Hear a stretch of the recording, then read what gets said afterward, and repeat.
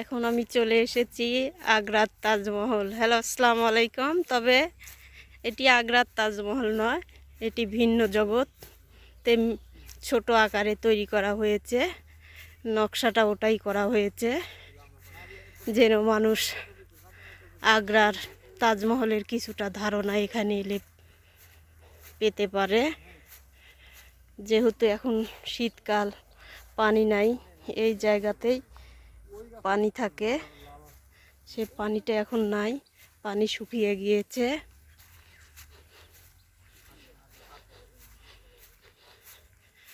এই যে পুরা নকশাটা ওইভাবেই করা হয়েছে।